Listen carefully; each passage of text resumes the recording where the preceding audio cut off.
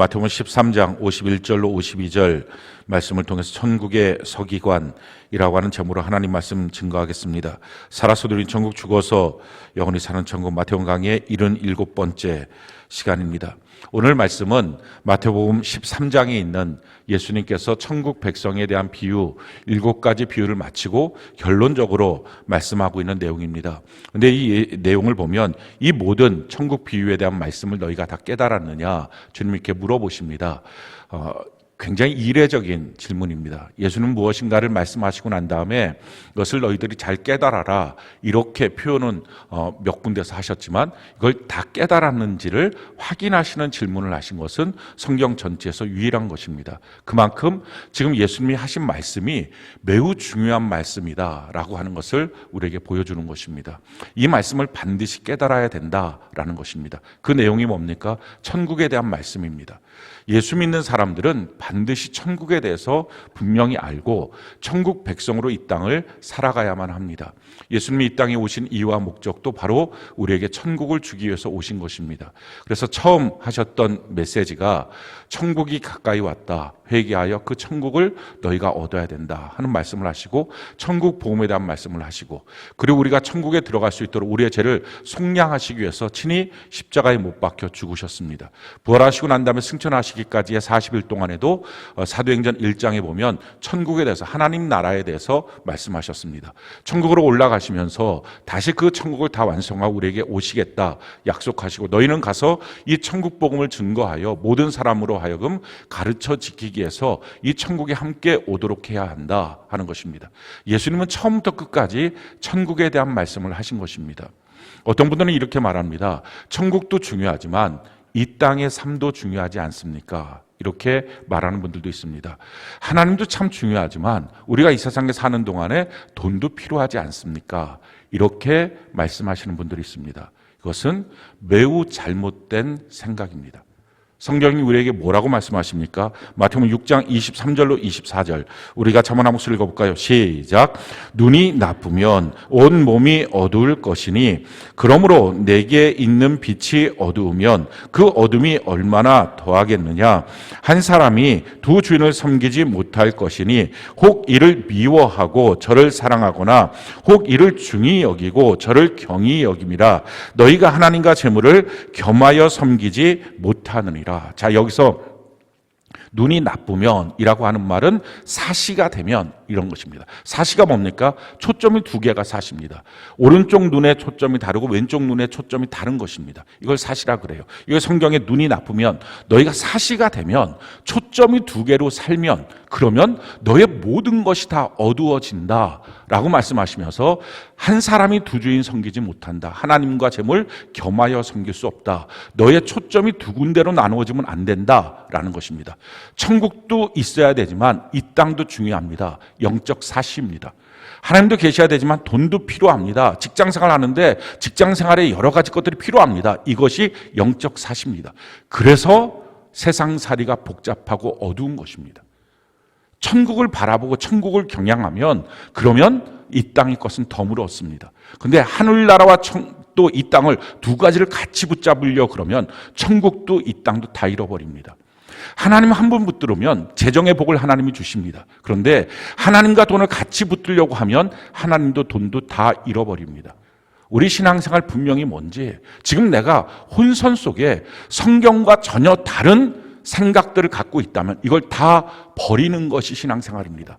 성경은 우리에게 이와 같이 말씀을 합니다. 빌립보 3장 17절로 21절 우리가 한번 한 목소리 읽어볼까요? 시작. 형제들아 너희는 함께 나를 본받으라. 그리고 너희가 우리를 본받은 것처럼 그와 같이 행하는 자들을 눈여겨보라. 내가 여러 번 너희에게 말하였거니와 이제도 눈물을 흘리며 말하노니 여러 사람들이 그리스도의 십자가의 원수로 행하느니라. 그들의 마침은 멸망이요 그들의 신은 배요 자들이요 그 영광은 그들의 부끄러움에 있고 땅의 일을 생각하는 자라. 그러나 우리의 시민권은 하늘에 있는지라 거기로부터 구원하는 자 곧 주 예수 그리스도를 기다리노니 그는 만물을 자기에게 복종하게 하실 수 있는 자의 역사로 우리의 낮은 몸을 자기 영광의 몸의 형체와 같이 변하게 하시리라. 자, 성경이 우리에게 뭐라고 말합니까? 신앙생활은 본받는 것이다 라는 거예요. 어떤 사람들은 이렇게 말합니다. 교회 나와서 사람 보지 말고 하나님만 보세요. 교회 나와서 저 보지 말고 주님만 보세요. 그거 다 잘못된 말입니다. 성경을 모르게 이런 엉뚱한 말들, 무지한 말들을 하는 것입니다. 신앙생활은 주님만 보고 사람 보지 마세요. 이런 말 한마디도 없고요. 너희는 영적 리더를 제대로 본받고 살아야 된다라는 것입니다. 그게 신앙생활이에요. 성령으로 말미암아 마음의 감동을 받고 성경을 통해서 분명히 알고 내 앞에 세우는 영적 리더를 통해서 그를 본받으면서 신앙생활을 하는 것, 이게 하나님이 설계하신 디자인하신 신앙생활입니다. 이게 안 되니까 그냥 나는 사람 안 보고 주님만 봐요. 이런 사람들이 다 영적으로 교만한 사람들이고, 아무리 내가 찾고 찾아서 정말 본받고 싶은 사람을 찾고 싶은데도 찾을 수 없어요. 이게 불행한 인생입니다. 그러니까 하나님은 영적으로 본받을 수 있는 사람을 주셨어요. 그게 누굽니까? 영적 리더예요. 그래서 목사님도 있고 셀장님도 있고 그 각 셀에서는 그 셀장님을 본받는 것입니다. 그래서 성경은 말합니다. 베드로 전서 5장 3절에 너희가 주장하는 자로 말만 하는 게 아니라 본받을 수 있는 삶이 돼야 된다. 그래서 본받게 하는 것입니다. 그래서 성령도 계셔야 되고 성경도 있어야 되고 본받을 수 있는 교회 공동체도 있어야 신앙생활은 성공할 수 있습니다. 그런데 이 본받을 수 있는 사람으로 본받게 하는 것은 단순하게 본받을 만하니까 본받는다, 그게 아니라 본받을 수 있는 사람으로 만들어야 합니다. 그래서 이렇게 고백을 하는 것입니다. 제가 본받을 거예요. 이 말을 하면 그 듣는 사람 굉장히 부담스럽겠죠. 그 부담스러운 마음이 자기를 쳐서 복종시켜서 말씀대로 살게 만드는 동력이 생깁니다. 그래서 본받는 것입니다. 그런데 영적 리더, 교회에서 세운 영적 리더만 본받는 게 아니라 사실은 먼저 믿는 사람들은 후에 믿는 사람들의 다 본이 되는 것입니다. 그래서 여러분들이 누군가를 전도를 해왔어요. 그러면 그들은 다 여러분들을 보고 신앙생활이 이거다, 예수 믿는 게 이 삶이다, 이걸 본받는 것입니다. 그러니까 그때 가서 저 말고 그냥 말씀만 들으세요. 이건 다 거짓말하는 성도일 뿐입니다. 이런 성도는 성도가 아닙니다. 그러니까 저를 본받아야 됩니다 라고 자기가 그렇게 하나님의 말씀대로 살아가야 합니다. 먼저 믿은 사람, 그러니까 나중에 전도한 사람들의 다 본이 돼야만 합니다. 예수 믿는 사람들은 다 예수 믿지 않은 세상 사람들에게 본이 돼야만 합니다. 뿐만 아니라 한 가정 안에서 먼저 예수 믿은 사람이 있습니다. 그 사람은 예수 믿지 않은 나머지 가족들에게, 또 후에 예수 믿은 그 가족들에게 다 본이 돼야만 합니다. 그래서 이렇게 본을 삼아서 스스로 본이 되고 본을 따라가는 신앙의 삶의 모습, 이게 바로 하나님께서 말씀하신 신앙생활입니다. 그런데 이렇게 신앙생활을 할 때 우리 앞에 세우는 모든 사람들이 다 우리에게 영적인 본이 돼야 되는데, 문제는 그들 전체가 다 본을 삼아야 될 사람들은 아니다라는 거예요. 그들을 잘 구별해야 된다 하는 거예요. 그래서 성경이 이렇게 말합니다. 빌립보 3장 17절에 보니까 형제들아 너희는 함께 나를 본받으라. 그리고 너희가 우리를 본받은 것처럼 그와 같이 행하는 자들을 눈여겨보라 라는 거예요. 그냥 무작정 세우는 셀장님이니까, 세우는 목사님이니까, 세우는 먼저 믿은 사람이니까, 우리 셀에서 먼저 있었던 선배니까 내가 다 본받지, 그게 아니라 본받아야 되는데 잘 눈여겨보고 본받아야 된다는 거예요. 왜? 그들 중에는 십자가의 원수가 있다는 것입니다.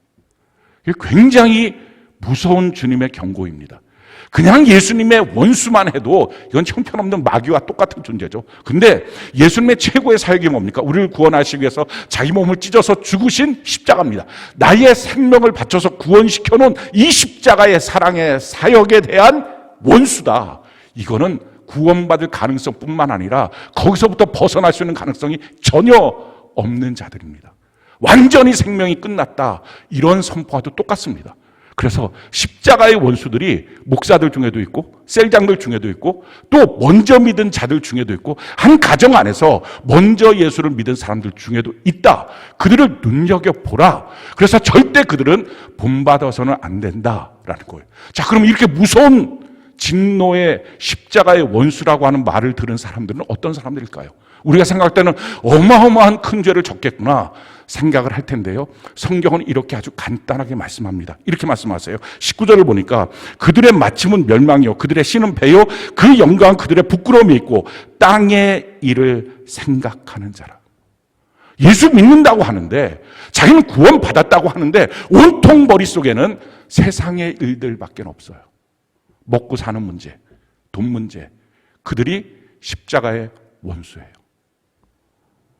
매우 무서운 진노입니다. 예수님이 마지막 날에 내가 널 도저히 모르겠다라고 하는 정도가 아니라 딱 오면 넌 십자가의 원수야. 넌 나의 원수야. 이게 얼마나 무서운 말일까요? 근데 그들이 누구라고요? 교회 멀쩡히 다니는데 다 땅의 일을 생각하고 있는 사람이에요. 근데 여기서 우리가 주의해야 될 단어가 있어요. 땅의 일만 생각하는 자가 아니라 땅의 일을 생각하고 있는 사람이에요. 아마 여러분들이 생각할 때 땅의 일만 생각하고 천국은 전혀 없으면 그럴 수도 있겠지라고 하겠지만 아예 성경은 땅의 일을 생각하는 사람이라는 거예요. 천국만 바라보고 천국에 젖어 살아야 되는데 자기 안에 땅이 스물스물 들어오고 세상이 스물스물 들어오고 세상의 원리, 세상의 가치관이 스물스물 들어온 자를 향해서 예수님 말씀합니다. 이 십자가의 원수들아라는 거예요. 정말 무서운 경고입니다. 오늘 우리 안에 만약 이와 같은 요소들이 있다면 이 말씀은 기회죠. 우리가 돌이켜 완전히 회개하는 은혜가 있기를 바랍니다. 이건 정말 죽고 사는 문제예요. 주님 앞에 완전히 돌이켜야 돼요. 자, 그러면 그리스도인들은 어떻게 사는 것입니까? 오늘 20절에 보니까 이렇게 말씀하죠. 그러나 우리의 시민권은 하늘에 있는지라 거기로부터 구원받은 자 곧 주 예수 그리스도를 기다리노니 그는 만물을 자기에게 복종하게 하실 수 있는 자의 역사로 우리의 낮은 몸을 주의 영광의 몸의 형체와 같이 변하게 하시리라. 우리가 천국을 계속 바라보면 우리 주님이 우리 안에 오셔서 우리의 참 낮고 천한 우리의 모습을 변화시켜 주시게 될 것이다 라는 것입니다.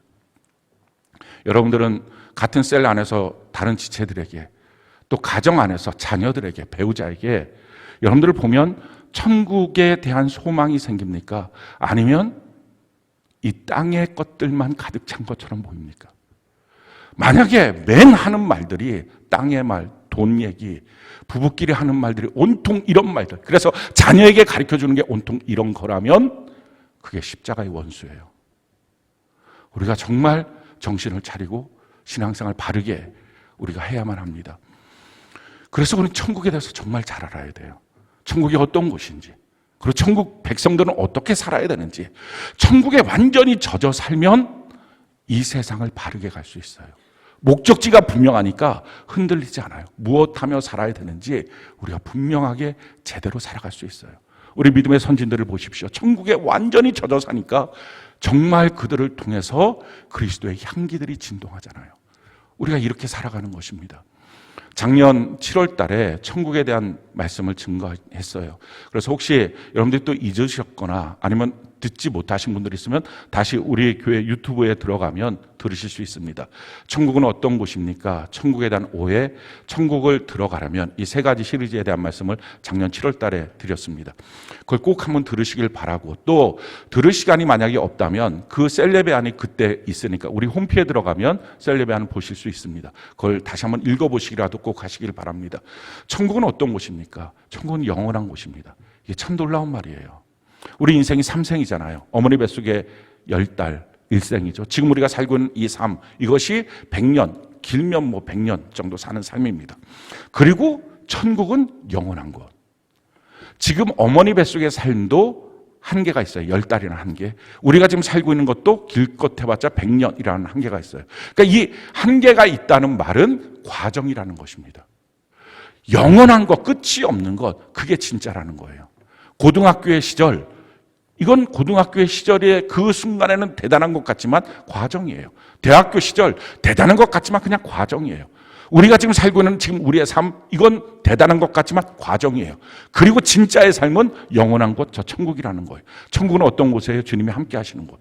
천국은 어떤 곳이에요? 실제하는 곳입니다. 그래서 요한계시록 21장에 보면 그 천국은 12,000 스타디온이라고 분명하게 모든 그 높이, 너비, 길이 이게 다 12,000 스타디온이라고 말하는데 이 한 스타디온이 약 200m 됩니다. 그러니까 전체 따지면 2,400km 정도 되는 그런 높이, 길이가 되는 거죠. 이렇게 성경이 구체적으로 천국에 대해서 말씀하신 것은 천국은 이처럼 눈에 보이는 실제적인 것이다. 사람들은 다 관념으로 생각해요. 그냥 대충 천국이 아니라 미국처럼 실제로 그 나라에 들어갈 수 있는 곳이다. 그다음 그 천국에 대한 오해는 뭐냐? 교회 생활 오래 하면 천국 들어간다. 그거 아니라는 거죠. 뿐만 아니라 착하게 살면 들어간다. 타종교회도 천국 들어갈 수 있다. 다 아니라는 것입니다. 어떻게 들어갑니까? 성경 말씀 그대로 물과 성령으로 거듭나서 태어나야 됩니다. 하나님의 나라의 백성으로 태어나야 합니다. 그게 중요한 것은 여러분들 교회만 왔다 갔다 하는 게 문제가 아니라 태어났느냐 하는 거예요. 물과 성령으로 태어난 물이 뭡니까? 침례죠. 침례는 단순하게 교회 예식에 참여하는 것 이상으로 내가 죽었고 내 안에 예수님이 살아 계십니다. 이게 침례입니다. 그리고 성령으로 성령께서 오시면 고린도전서 12장 3절에 있는 말씀처럼 예수님 나의 주인이십니다. 이 고백을 합니다.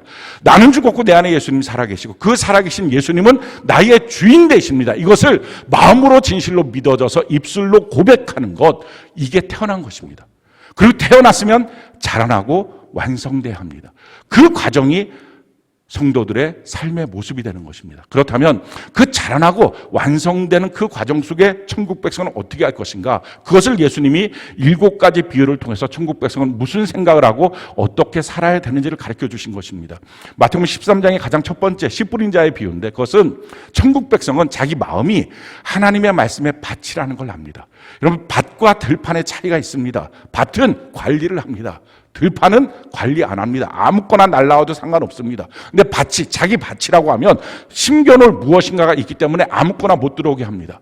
여러분들의 마음이 길거리와 같은지, 문이 있어서 아무거나 함부로 들어오지 못하는지, 아무거나 함부로 생각, 말, 행동, 감정 이런 것들이 통제되고 있는지, 아무거나 들어오는지, 내 안에 주님이 계신다면 그 주님과 어울리는 것들만 들어오는지, 아니면 그렇지 않은지, 자기 천국 백성이라고 하는 것은 마음을 바치라고 하는 것을 안다는 것입니다. 뿐만 아니라 천국 백성은 꽃이 아니라 열매에 집중하며 삽니다. 그래서 하나님의 말씀을 받아서 변화된 내 모습이 열매고, 또 나를 통하여 전도받고 양육받아서 변화된 우리 주변의 사람이 열매가 됩니다. 이 열매에 집중한다 하는 거고, 두 번째 비유에 대한 말씀, 알곡과 가라지의 말씀인데, 왜 이 땅에 하나님의 백성이 선한 사람도 있지만 악한 사람도 존재할까? 주님께서 그 악한 사람 다 처리해 주시면 얼마나 좋을 텐데 그걸 내버려 두셨을까라고 하는 질문에 대한 답이죠. 그것은 이 땅에 혹시라도 그 가라지를 제거하다가 알곡까지 뽑혀나갈까 봐 그렇다는 것입니다. 다른 말로 말하면 알곡인데 가라지짓 하는 사람들이 있다는 것입니다. 사실은 그게 저와 여러분들일 수 있어요. 우리가 재짓고 방탕했던 삶들, 그때 만약에 주님이 이런 가라지들 같은 것들은 다 뽑아서 지옥불에 던져야 된다라고 하면 여기 앉아서 예배드릴 사람 몇 안 될 것입니다. 주님의 은혜와 긍휼로 우리를 살려주셔서 변화된 것입니다. 중요한 것은 그 하나님이 참아주시고 인내하시고 긍휼을 베푸시는 것이 한계가 있다는 것. 마침내 심판날이 있으니 그 전에 신속하게 바뀌어야 된다라고 하는 것입니다. 겨자씨의 비유를 통해서는 우리는 사실 본성은 겨자씨입니다. 자라나봤자 2m밖에 안 되는 그런 잡초입니다. 잡초 같은 내 인생, 그러나 하나님의 손 안에 담기면, 성령과 성경과 교회 안에 있으면 우리는 영적인 거목이 될 줄로 믿습니다. 뿐만 아니라 우리가 수많은 밀가루에 쌓여 있는, 100배나 많은 밀가루에 쌓여 있는 작은 누룩과 같은 존재다. 그런데 그 밀가루의 이 누룩과 같은 존재가 압도돼서 그냥 누룩이 아무것도 못하는 게 아니라 그 작은 누룩이 밀가루 전체를 바꿉니다. 무엇으로 바꾸느냐? 고직산이 나와서 바꾸는 것처럼 우리도 마찬가지로 주변에 우리를 향하여 핍박하고 우리를 향해 도전하는 수많은 사람들이 있다 할지라도 그것 때문에 짓눌리는 게 아니라, 그것 때문에 신앙이 흔들리는 게 아니라 내 안에는 영적 고직산, 예수 생명이 나와서 그들 다 바꿔놓는 것입니다. 이게 바로 천국 백성이라는 것입니다. 천국 백성은 어떻습니까? 밭에 숨겨진 보화와 같다라는 것입니다. 그래서 그 보화와 같은 것을 위해서 자기의 모든 소유를 팔아서 그 보화를 산다, 그 밭을 산다라는 것입니다. 천국의 가치를 안다는 거죠. 우리 인생 3생이잖아요. 어머니 뱃속의 1생, 거기서 하는 유일한 일이 뭡니까? 사지백제 이목구비 만드는 거예요. 이 생을 위해서 사는 것입니다. 거기서 모든 것을 동원해서 이 생을 만들어내는 거죠. 지금도 마찬가지예요. 지금 우리는 지금을 위해서 사는 것이 참으로 어리석은 자입니다. 영원한 천국을 위해서 나의 삶의 모든 가치를 투자해서 천국을 살 수 있는 사람이 되는 것, 이것이 천국 백성의 삶의 모습이다. 그리고 진주장사에 대한 6번째 비유를 통해서는 천국으로 만족한다. 더 이상 사고 파는 다른 것들로 우리의 기쁨을 채울 수 없다. 그리고 마지막 7번째 비유는 구원의 그물에 담겨 있다 할지라도 그 안에서 천국의 그릇에 담겨 있지 않으면 소용이 없다. 그 안에 담기도록 힘쓰고 애써야 된다. 이 말씀을 하신 것입니다. 그리고 나서 결론으로 오늘 주시는 말씀입니다. 오늘 51절, 52절. 우리 같이 한번 한 목소리 한번 읽어봅시다. 시작. 이 모든 것을 깨달았느냐 하시니 대답하되 그러하오이다. 예수께서 이르시되 그러므로 천국의 제자된 서기관마다 마치 새 것과 옛 것을 그 곳간에서 내오는 집주인과 같으나, 천국 백성이라면 천국에 대한 이 비유의 말씀을 다 깨닫고 분명히 알아야 한다 라는 것입니다. 자, 이것을 너희들이 다 깨달았느냐? 주님이 물어보시고 제자들이 예, 깨달았습니다. 다 알았습니다. 라고 하니까 주님이 하신 말씀이 이것입니다. 그러므로 이제 너희는 천국의 제자된 서기관이 돼야 된다라는 것입니다. 그 천국의 제자된 서기관은 새 것과 옛 것을 그 곳간에서 제가 필요할 때마다 끄집어내고 있는 집주인과 같다라는 거예요.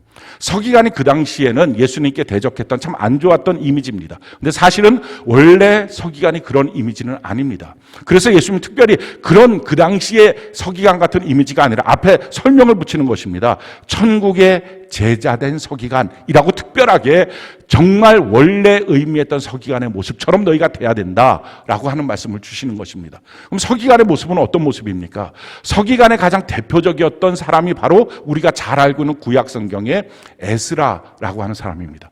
이 에스라가 이렇게 합니다. 에스라 7장 10절 우리가 한번 한번 읽어볼까요? 시작. 에스라가 그 여호와의 율법을 연구하여 준행하며 율례와 규례를 이스라엘에게 가르치기로 결심하였더라. 자, 서기관의 역할이 뭡니까? 하나님의 말씀을 연구하고 그리고 그 말씀대로 살아가는 준행을 하고 그리고 나서 그것을 가르치는 자, 이게 서기관입니다. 그런데 그것을 능숙하게 옛것, 구약과 새것, 신약을 갖고서 능숙하게 가르칠 수 있는 사람, 능숙하게 하나님의 말씀대로 살아가는 사람, 능숙하게 하나님의 말씀이 무엇인지 분명히 아는 사람이 돼야 된다. 다른 말로 말하면 유능한 말씀의 강자가 돼야 된다라는 것입니다. 예수님께서 우리에게 주시는 말씀이 너희가 천국 백성이라면 세상의 그 어떤 것보다도 너희가 갖고 있는 그 어떤 지식보다도 성경에 대해서 분명히 더 알고 더 확실하게 성경대로 살아가는 사람이 돼야 된다라는 말씀이에요. 사람들 중에 이런 사람들이 있어요. 성경에 대해서 몰라도 예수 믿는 것 아닙니까? 아니에요.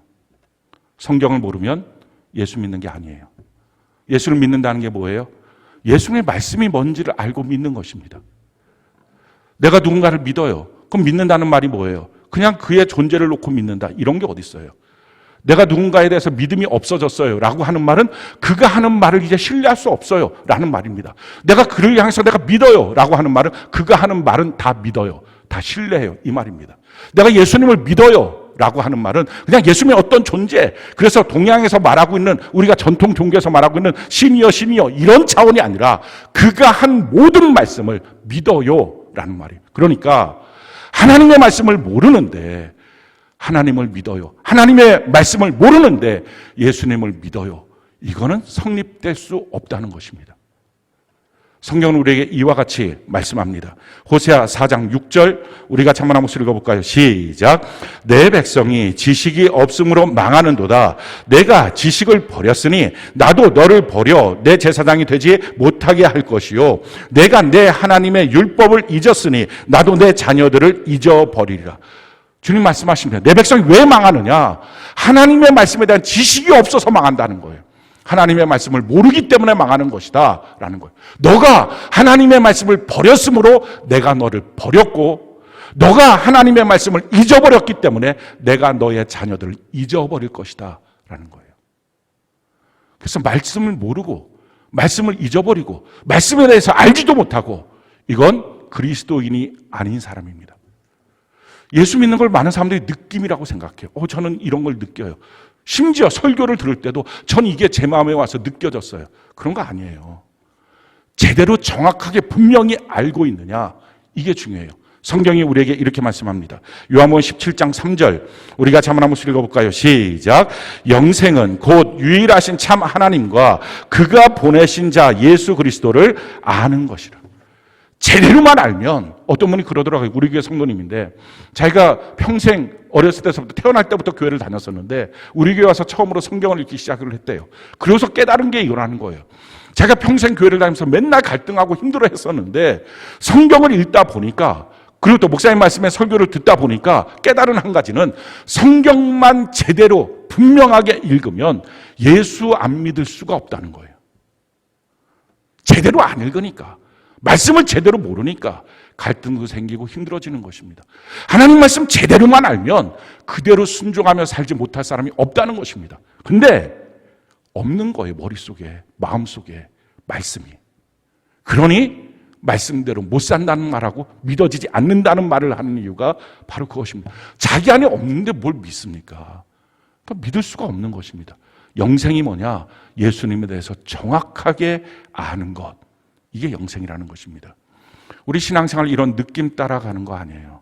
내가 이런 느낌이 있어요. 뭐 이것을 느꼈어요. 그런 거 아니에요. 우리 신앙생활은 내가 원하는 무엇인가를 느끼고 사는 게 아니라 아예 통째로 나를 뒤바꿔버리는 게 신앙생활이에요. 성경이 우리에게 이렇게 말씀합니다. 로마서 11장 24절 우리가 한번 읽어볼까요? 시작. 내가 원 돌 감람나무에서 찍힘을 받고 본성을 거슬러 좋은 감람나무에 접붙임을 받았을 작것까지요. 신앙생활 한마디로 말하면 내가 원래 돌 감람나무, 나의 모습은 아담의 죄로부터 왔던 죄의 본성을 갖고 있는 이 악한 것이 내 본성인데 거기서 잘림을 받아서 좋은 감람나무 예수님께 접붙임을 받는 것이다. 내 본성을 거슬리는 것이다. 이게 신앙생활이에요. 그래서 신앙생활은요, 나대로 하면 안 돼요. 내가 하고 싶은 대로 하는 게 아니에요. 내 마음이 끌리는 대로 하는 게 아니에요.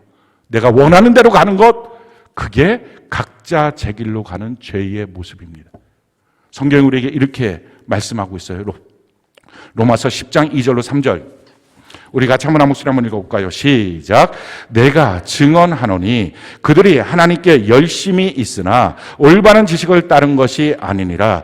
하나님의 의를 모르고 자기 의를 세우려고 힘써 하나님의 의에 복종하지 아니하였느니라. 신앙생활 자기의 열심으로 하려고 하는 사람들이 있습니다. 제가 생각하는 방식으로 열심을 내요. 제가 생각하는 방식으로 이렇게 하면 되겠지 하고 막 열심을 내는 것이 신앙생활인 줄 알아요. 근데 성경은 말해요. 그들이 열심은 있지만 올바른 지식을 따른 것이 아니기 때문에, 그 다음에 더 무섭죠. 하나님의 의를 모르고 자기 의를 세우려고 힘써 하나님 앞에 복종하지 않는 악을 행하고 있다는 것입니다. 신앙생활은 자기가 그냥 열심히 내는 게 아니에요. 우리가 갖고 있는 착각들이 이겁니다. 복을 어떻게 받느냐 물어보면 대부분 사람들이 이렇게 말해요. 정성을 다해야 된다고 생각해요. 지성을 들여야 된다고 생각해요. 그래갖고 우리 자녀 대학 입시를 위해서 100일 새벽기도 한 번도 나오지도 않다가 100일 새벽기도, 뭐 3일 금식, 뭐 10일 금식 이런 걸 해서 그런 막 헌금도 드리는데 자기가 정성을 모두어 헌금을 드려요. 그런 거 아니에요. 우리가 정성을 다하는 건 언제 그러는 거예요? 거지가 동양 받을 때 정성을 다해요. 제일 불쌍하게 보여야 되니까 막 손이 발이 되도록 싹싹싹 비는 거예요. 우리 가족이 이렇고 우리 지금 모습이 이렇고 좀 제발 좀 도와주세요. 이렇게 비는 거예요. 그건 거지 동양이에요. 부모가 자녀에게 무엇인가를 줄 때는 자녀가 이런 식으로 싹싹싹 빌면서 얻어내지 않아요. 부모의 눈에 자녀가 반듯하게 잘 크고 있으면 부모의 모든 것을 상속으로 물려줘요. 그것이 성경이 말하고는 복이에요. 기업의 영광을 상속으로 주는 것.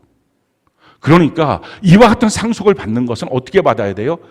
자기 모습으로 열심을 내는 것, 정성을 다하는 게 아니라, 그래서 정성을 다하는 것 다 우리에게 있어서 전통 종교, 잘못된 종교입니다. 그래서 3,000번 절하는 거, 뭐 정한 수 따다 놓고 날마다 비는 거, 이거 다 신앙생활 아니고, 신앙생활은 뭐예요?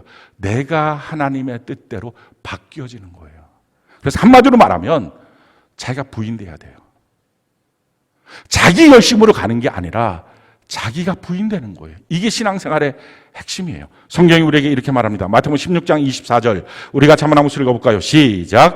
이에 예수께서 제자들에게 이르시되 누구든지 나를 따라오려거든 자기를 부인하고 자기 십자가를 지고 나를 따를 것이니라. 우리 신앙생활 전체가 다 마찬가지예요. 교회 생활이 뭐예요? 자기 자신을 돌무더기처럼 만들어 놓는 게 교회 생활이에요. 자기가 막 드러나고 자기가 막 나타나고 하는 게 아니라, 그래서 자기가 좋아하고 자기가 원하고 있는 것들을 하지 못하게 하는 것입니다. 교제하는 것, 믿음의 교제를 하라 그랬어요. 그 믿음의 교제가 아닌 반대 교제가 뭐 인본주의 교제예요.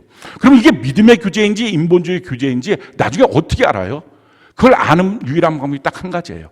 명령이 있을 때 아멘 순종하고 마음에 거리낌이 없고 서운함도 없는 게 믿음의 교제를 한 거예요. 근데 명령이 있을 때 이게 막 서운하고 힘들고 그냥 괴로워서 견딜 수가 없고, 이게 다 인본주의, 자기의 성향을 따라 한 것입니다. 이거 철두철미하게 회개하고 돌이켜야 돼요. 브리스겔라와 아굴라라고 하는 사람, 로마에서 사도 바울을 만나서 전도 복음을 받아서 바뀌어졌어요. 사도 바울이 그가 로마 교회에서 잘 크고 있을 때 그에게 말합니다. 에베소로 가라. 대륙을 옮기는 거예요. 아무도 없는 에베소. 근데 그들이 아멘 하고 가서 거기서 나의 사명이 뭘까? 아볼로라고 하는 사람을 양육하는 사명을 거기서 발견합니다. 그래서 초대교회의 위대한 역사들이 나타나는 거예요. 우리 안에는 우리와 같은 것들, 이걸 다 버리는 것, 이게 신앙생활. 베델을 바라보려면 아이성을 등져야 됩니다. 아이가 무슨 뜻이에요? 베델이 하나님의 집이죠. 아이가 뭡니까? 나를 돌무더기처럼 여기는 것, 그게 아이예요. 그래서 자기 자신이 분별돼야 됩니다. 근데 중요한 것은 이게 내가 내 자신을 완전히 바꾸어 버리는 이게 자기의 결단과 노력으로 되겠냐고요. 어차피 자기 노력은 자기가 또 드러나니까. 그래서 이걸 하는 것이 훈련이고 연단이에요. 신앙생활에 이런 훈련과 연단이 꼭 필요합니다. 하나님이 쓴 사람들의 특징들은 보면 다 이런 훈련과 연단이 있었어요. 그래서 성경이 우리에게 이렇게 말합니다. 디모데전서 4장 6절로 7절 우리 같이 한번 읽어볼까요? 시작. 내가 이것으로 형제를 깨우치면 그리스도 예수의 좋은 일꾼이 되어 믿음의 말씀과 내가 따르는 좋은 교훈으로 양육을 받으리라. 망령되고 허탄한 신화를 버리고 경건에 이르도록 내 자신을 연단하라. 신앙생활은 내 자신을 연단하는 것, 하나님을 닮아가도록.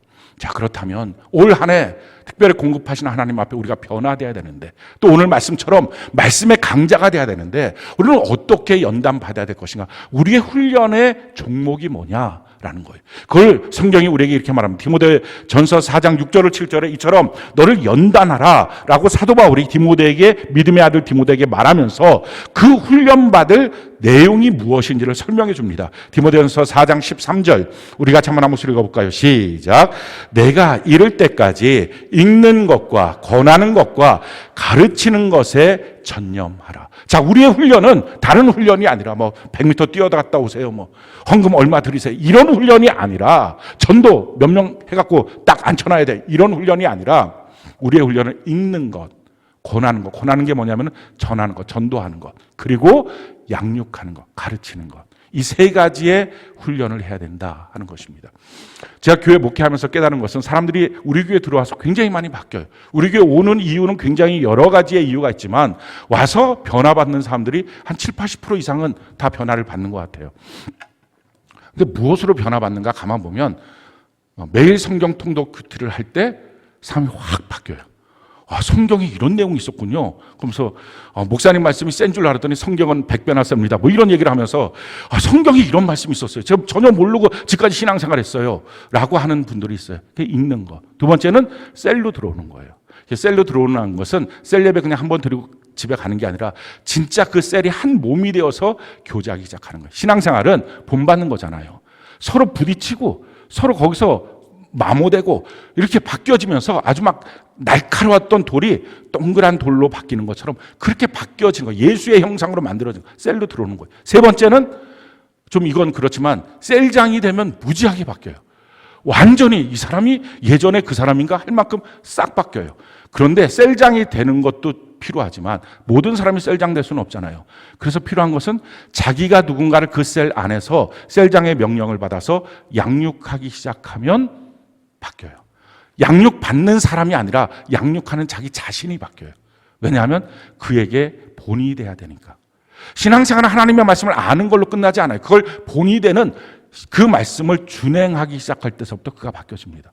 그래서 이 말씀이 참 유력한 말씀인 거예요. 읽는 것, 전도하는 것, 그리고 가르치는 것. 읽고 셀 안에 모여서 그걸 같이 나누고 그 말씀대로 준행할 수 있도록 서로 부딪히고 서로 그 안에서 다듬어지고 그리고 전도하고 그리고 양육하는 것. 이걸 통해서 영적으로 변화가 있고 훈련이 되고 성숙한다 하는 것입니다. 자, 이 부분에 대해서 우리가 좀 더 자세하게 알아보면 첫 번째 읽는 것입니다. 디모데후서 3장 16절 17절 우리 같이 한번 한번 한번 읽어볼까요? 시작. 모든 성경은 하나님의 감동으로 된 것으로 교훈과 책망과 바르게 함과 의로 교육하기에 유익하니 이는 하나님의 사람으로 온전하게 하며 모든 선한 일을 행할 능력을 갖추게 하려 함이라. 하나님의 말씀을 날마다 읽는 것입니다. 그리고 그 말씀대로 살았는지 저녁에 점검하는 것입니다. 이것이 우리 교회에 있는 시스템으로는 매일 성경 통독 큐티 아침에 하는 거죠. 이거 밤에 하는 거 아니에요. 아침에 하는 거예요. 그리고 밤에는 믿음으로 사는 일기를 쓰는 것입니다. 성경 말씀은 주야로 묵상해야 합니다. 혹시 지금 여러분들 가운데 아직도 성경 안 읽는 분들 계십니까? 일기 안 쓰는 분들 계십니까? 하십시오. 저는 사실은 목회자로서 깨닫게 된 건 성경을 안 읽는 그 사람이 구원 받았을까?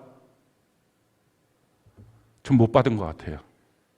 왜냐하면 우리가 육으로 태어났으면 밥 안 먹으면 배고프잖아요. 못 견디잖아요.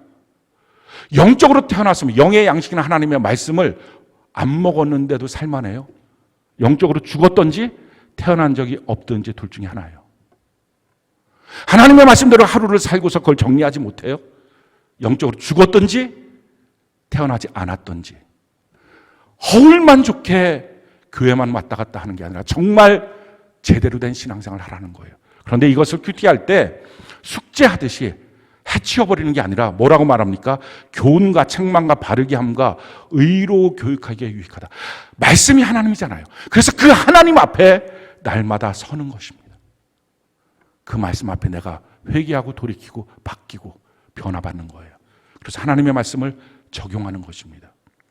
특별히 하나님의 말씀을 여러분들이 읽고 받게 될 때, 또 지금 이 시간에도 하나님의 말씀을 듣고 있을 때에 해야 될 것은 내 안에 있는 죄와 악을 버리면서 하나님의 말씀을 받아야 돼요.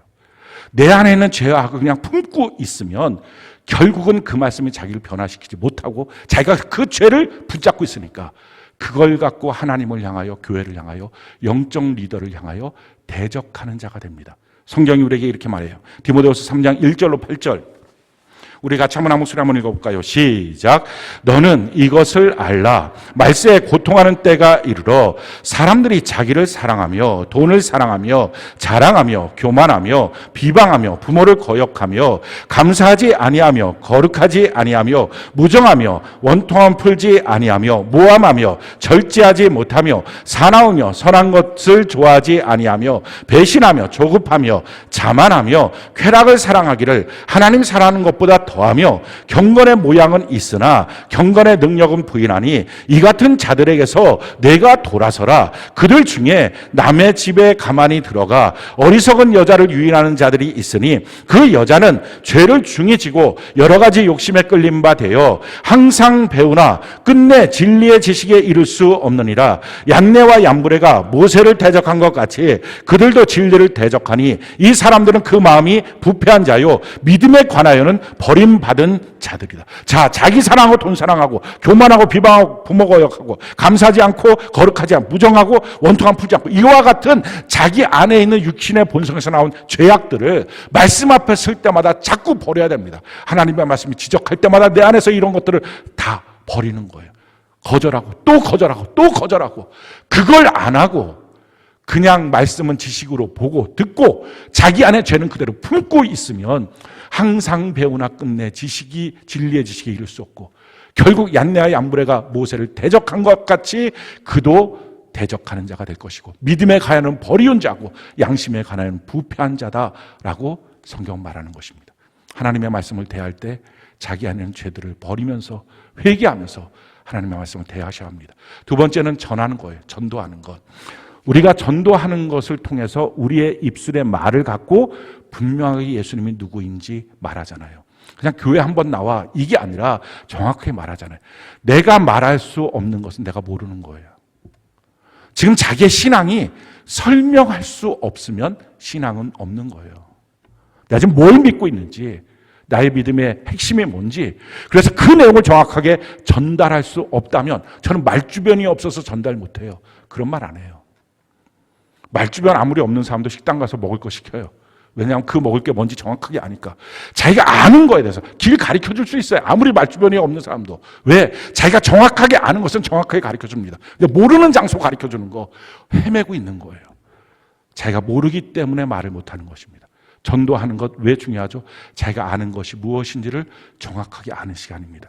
전도하게 되면 악한 마귀의 도전으로부터 하나님 우리를 지켜주세요. 디모데 후서 4장 17절 우리가 한번 한번 읽어볼까요? 시작.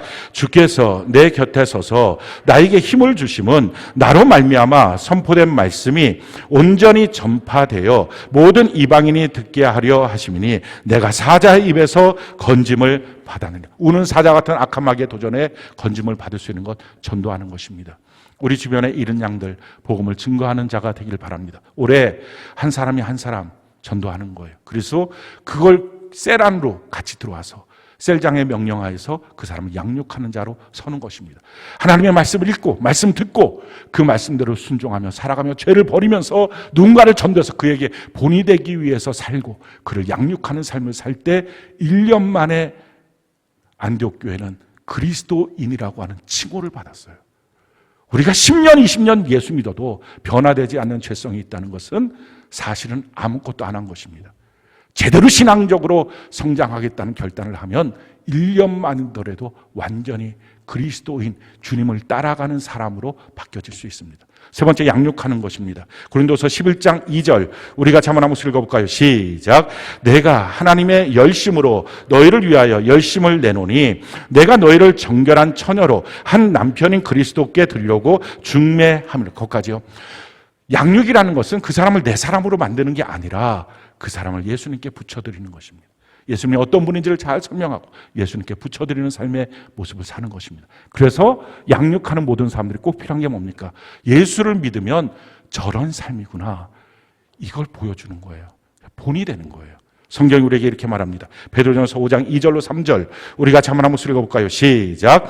너희 중에 있는 하나님의 양무리를 치되 억지로 하지 말고 하나님의 뜻을 따라 자원함으로 하며 더러운 이득을 위하여 하지 말고 기꺼이 하며 맡은 자들에게 주장하는 자세를 하지 말고 양무리의 본이 되라. 어떤 사람들은 저는 전도하는 게 은사가 있는데요, 양육하는 건 은사가 없어요. 그게 딴 사람이 양육했으면 좋겠어요. 뭐 그럴 수도 있겠죠. 그렇지만 분명한 한 가지 사실은요, 그 사람은 그리스도인답게 변화되지 않은 거예요. 변화되는 사람은 양육할 수 있어요. 말이 아니고 자기의 삶으로 가르쳐 줄 수 있어요. 전도하는 것도 마찬가지입니다. 전도할 때 우리가 그를 주님께로 인도하는 거잖아요. 교회로 인도하고 말씀으로 인도하는 거잖아요. 중심이 어디예요? 주님과 교회와 말씀이에요. 근데 가끔 가다 보면 전도 대상자가 너무 귀하니까 그 사람 중심으로 가버려요. 그래서 그 사람 편들어서 하나님이 왜 이렇게 하냐고, 그 사람 편들어서 교회는 왜 이러냐고, 그 사람 편들어서 말씀은 왜 이러냐고. 그러다 보니까 자기도 그 사람의 영도 다 망하는 것입니다.